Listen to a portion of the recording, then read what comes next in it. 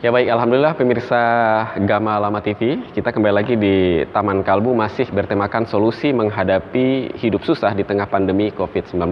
Dan tentunya masih dengan narasumber dari Forum Penyuluh Kantor Wilayah Kementerian Agama Provinsi Maluku Utara, ada Ibu Ustazah Hajah Sida Bahmid dan juga Ustadz Yasser Majid ya.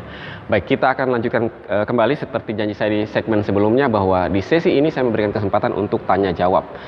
Adakah dari para jamaah yang mau bertanya? Ya, silakan. Assalamualaikum warahmatullahi wabarakatuh. Waalaikumsalam warahmatullahi wabarakatuh. Terima kasih kepada Ibu sudah memberikan kesempatan kepada saya. Nama saya Karmila Ibrahim dari Majelis Taklim Nurul Qalbi Ogalelano. Di sini saya bertanya mengenai tausiah yang ada.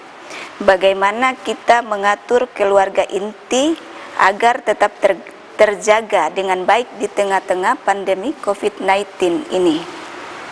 Terima kasih. Pertanyaan saya, Assalamualaikum warahmatullahi wabarakatuh. Waalaikumsalam warahmatullahi wabarakatuh. Ya, baik ya, luar biasa. Ini pertanyaannya sangat menarik dari Ibu Karmila ya. Nah, bagaimana sih untuk menjaga keluarga inti ya di tengah situasi pandemi ini? Mungkin pertanyaan ini akan dijawab oleh Ustadz Yasir duluan ya. Silakan. Terima kasih Pak Piko. Baik, Ibu-ibu Majelis Taklim, pemirsa Gama Lama TV di mana saja kalian berada, semoga Allah Subhanahu wa taala selalu merahmati kita. Amin ya rabbal alamin. Pertanyaan yang sangat bagus. Terima kasih kepada penanya. Bagaimana kita menjaga keluarga inti di tengah-tengah ujian atau COVID-19 ini. Baik, bahwa yang pertama adalah kita harus mengajak keluarga kita membangun sebuah pemikiran atau cara berpikir untuk bisa menerima ketetapan yang telah berlaku pada saat ini.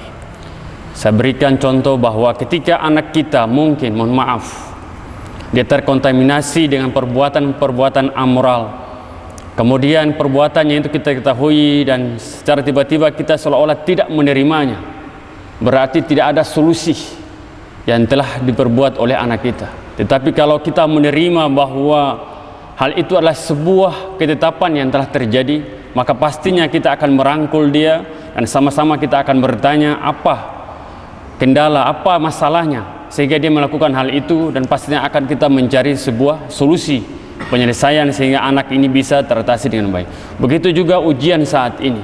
Bila yang pertama kita hadirkan adalah kita menerimanya, bahwa ini adalah ketetapan ujian daripada Allah yang harus kita jalani, maka pastinya secara tidak langsung keluarga kita akan memahami, oh iya, cara yang terbaik adalah kita harus menjaga kesehatan kita dengan menutup, memakai masker, ya, selalu mencuci tangan dan sebagainya. Sehingga secara tidak langsung ada kesadaran di keluarga inti kita.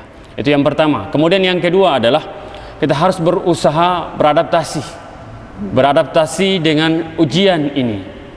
Kalau kita sudah berusaha untuk beradaptasi, yang jelas bahwa kita akan berusaha mengajak keluarga inti kita untuk melakukan hal-hal yang positif. Ya, karena apapun yang terjadi bahwa proses kehidupan ini akan terus berlangsung. Kalau ujian seperti apapun, kehidupan akan terus berlangsung. Olehnya itu, kreativitas kita ajak keluarga kita untuk melakukan hal-hal yang positif. Apapun yang kita harus lakukan, lakukanlah. Sehingga senyum sekalipun kita harus lakukan, ya kan? Karena senyum juga sedekah. Ketika kita melihat orang senyum, maka pasti secara tidak langsung ada sebuah sugesti, memberikan rangsangan sehingga kita pun ikut bahagia. Tetapi kalau setiap saat kita lihat kalangan keluarga kita, ya, mukanya sering jutek, marah-marah, pasti secara tidak langsung ada sebuah rangsangan yang membawa kita terus berpikir hal-hal yang tidak baik. Olehnya itu demikianlah dua solusi yang saya ingin sampaikan, ya. Yang pertama adalah kita menerima bahwa ini sebuah ketetapan, dan yang kedua adalah mulailah melakukan hal-hal yang positif, kalaupun hanya sebatas memberikan senyuman kepada orang-orang yang kita cintai di tengah-tengah keluarga kita. Mungkin seperti itu Pak Piko. Ya, baik ya. Mungkin ada tambahan sedikit ya. Ini Ustazah Sida ini kan dari sisi psikologis kan cukup inilah ya, mungkin bisa dijelaskan tambahan Bu. Ibu Karmila bagus ya, bertanyanya bagus. Jadi begini, yang dijelaskan itu memang benar. Semua perjalanan kehidupan keluarga ini tidak serta-merta sejenak kita menutup mata, kita membayangkan, oh iya benar, saya anak-anak yang pertama lahir itu aman, tempe doi masih ada lah, tapi masih tinggal di mertua. Iya kan? Ada yang senyum nih Pak Mat, ya kan kita merasakan itu ya. Anak yang kedua alhamdulillah fondasi sudah jadi. Anak yang ketiga alhamdulillah rumahnya sudah jadi. Tapi belum ada DP pot-pot belum. Nah, sekarang lagi tren ini bersaing pot bunga, ya kan? Bolehlah, tapi sekedar. Dan ini juga termasuk menjalankan salah satu solusi mungkin ya Ustadz ya. Karena dengan sendirinya kita bisa melihat bahwa basic keluarga kita, oh ternyata arahnya ke sini, berarti dapat solusinya.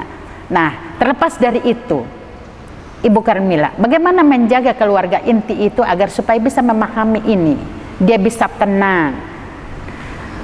Kita mau lari kemana kalau berbicara tentang keluarga? Tentunya kita bersentuhan dengan surat At-Tahrim ayat 6. Ya ayyuhalladzina amanu qu anfusakum wa ahlikum nar. Wahai orang-orang yang beriman. Orang yang beriman Ibu Karmila, jamaah sekalian, jaga dirimu dan keluargamu daripada siksa api neraka. Kita membayangkan neraka dalam tanda kutip, betapa drastisnya siksanya itu luar biasa. Dan apakah kita bisa nanti melakukan satu komitmen bahwa neraka itu nanti ketika nanti kita mati dengan membawa solusi dosa yang sangat banyak? Oh tidak. Oh ternyata gambaran neraka itu sudah diberikan oleh Allah di dalam dunia ini. Contoh tadi, anak terkontaminasi dengan hal-hal yang tidak kita inginkan. Menurut kita, anak saya baik-baik, dia termungkin meminum, termungkin ibu jangan jamin dulu. Maka lingkungan itu adalah sangat mempengaruhi kehidupan buat anak-anak kita. Ibu boleh melihat dia orang baik-baik, tetapi mungkin di luar sana temannya bisa mempengaruhi. Cerita, oh anak saya terpernah buka hal-hal di handphonenya, dia terpernah buka-buka tuh video-video porno dan lain sebagainya. Ibu jangan jamin dulu. Mungkin di luar sana dia terpengaruh. Coba ngana buka konten ini, coba, oh bagus-bagus. Maka disinilah yang Allah katakan ku anfusakum wa ahlikum nar. Jaga dirimu dan keluargamu. Ini. Nah, bagaimana dengan kehidupan kita yang dalam keadaan susah seperti ini? Saya yang sering katakan pada tayangan yang sudah-sudah, bahwa tadinya mungkin dalam setiap bulan kita orang terima gaji, Pak itu terima gaji, kita orang bawa anak-anak shopping, makan di mall dan lain sebagainya. Sekarang ini dia berubah. Maka jangan lakukan perubahan itu tanpa memberikan penjelasan dulu kepada anak-anak kita, supaya tidak muncul problem. Begitu ya Pak Mate. Sehingga apa yang dia lakukan, apa yang nanti kita terapkan semacam satu peraturan, dia sudah paham bahwa memang bukan hanya kita yang melarang dia, semua anak juga orang tuanya melarangnya untuk di sana. Karena apa nak? Di sana itu banyak orang. Kita boleh beli di tempat kita makan itu sudah, yang adik makan martabaknya itu sudah, tapi kita beli nanti makannya sama-sama di rumah, dan itu jauh lebih nikmat. Karena apa? Kita pandu mereka dengan doa. Ketika mereka makan, kita selingi dengan nasihat, karena tempat yang paling bagus untuk keluarga itu pada saat kita makan bersama. Masya Allah. Berarti secara tidak langsung, tanpa kita sadari, permasalahan yang terjadi di dalam keluarga kita sudah sedikit demi sedikit untuk menghilangkannya. Maka kita menjaga keluarga inti kita seperti itu. Karena tidak semua Bu, tidak semua tanggal itu dompet kita tebal. Apalagi kalau sudah di atas tanggal 20. Nah kayak tanggal-tanggal sekarang ini, kalau tidak sabar, tidak ada pengertian antara suami istri, tidak ada pengertian dari seorang ibu atau seorang ayah kepada anak-anaknya, maka ini bisa menjadi sebuah masalah. Sebuah masalah. Kenapa? Karena mungkin anak tidak mau tahu ibunya ada uang, papanya ada uang atau tidak, dia tidak mau tahu. Dia cuma bilang, mama sebentar beli ini, sebentar beli ini, adik suka makan ini, kakak suka makan ini. Itu anak. Maka yang menjadi nikmat di telinga dia adalah nasihat kita kepadanya, supaya keutuhan keluarga itu kita bisa jaga. Jangan sebaliknya, Bu. Anak mau, mama sebentar, pokoknya gado-gado. Kebetulan memang dompetnya sudah mulai tipis, berpikir besok lagi mungkin kangkung 2 ika saudara bisa beli, lalu kemudian kita mulai luapkan emosi kita. Martabak, gado-gado. Nah, ambil di mana? Nah, emosi memicu permasalahan, maka dia pun akan balik. Mama bertanggung jawab. Mau kasih dapat orang, mama punya tanggung jawab. Karena apa? Kita memulai dengan sesuatu yang tidak baik. Maka oleh karena itu, coba kita berkaca kepada keluarga-keluarga para anbiya. Masya Allah, Nabi Zakaria tidak diberikan keturunan oleh Allah, tetapi bahagianya dia membahagiakan orang lain. Masya Allah. Nabi Ibrahim alaihissalam diberikan putra yang mulia, Nabi Ismail alaihissalam, lalu kemudian diuji oleh Allah. Untuk apa? Bukan diuji dengan penyakit kulit, tapi diuji oleh Allah untuk menyembelihnya. Masya Allah. Ibu coba bayangkan, ayam piaraan kita atau hewan piaraan kita, orang lain datang terus perintah ngena sembelih supaya sebentar tong bikin ayam paniki. Ayam ini orang punya target nanti lepas Idul Adha bertong potong, tapi orang datang tiba-tiba perintah untuk potong.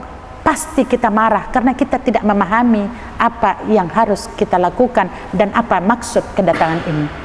Ini kita mengambil sebuah tauladan. Oleh karena itu, ibu-ibu, jamaah sekalian, pemirsa yang ada di rumah, solusi menjaga keluarga inti adalah membangun komunikasi yang baik dengan keluarga. Baik, ya luar biasa, membangun komunikasi ya. Ini kita ingat ya, waktu zaman dulu ya, mungkin ibu-ibu yang sekarang sudah kolonial ya. Waktu masih kecil itu kan biasanya orang tua kita itu kan selalu ya mengajak kita makan bersama ya. Pagi-pagi meskipun sibuk bikin teh ya dengan kue seadanya, tapi yang penting adalah kita harus berkumpul sama-sama, sarapan pagi bersama, ataupun sore juga seperti itu ya. Nah, ini mungkin tradisi yang sudah jarang kita lihat, apalagi dengan sekarang sudah dengan HP dan sebagainya ya. Nah, ini mungkin kita kembali lagi ya, berdiplomasi melalui meja makan. Ya, mungkin seperti itu. Baik, nanti saya memberikan lagi kesempatan untuk yang bertanya. Kita break dulu sebentar, ada beberapa sesi lagi. Pemirsa Gamalama TV, jangan beranjak dulu dari layar kaca Anda. Taman Kalbu bertemakan solusi menghadapi hidup susah di tengah pandemi COVID-19 ini akan kami lanjutkan setelah jeda komersial berikut ini. Tetaplah bersama kami.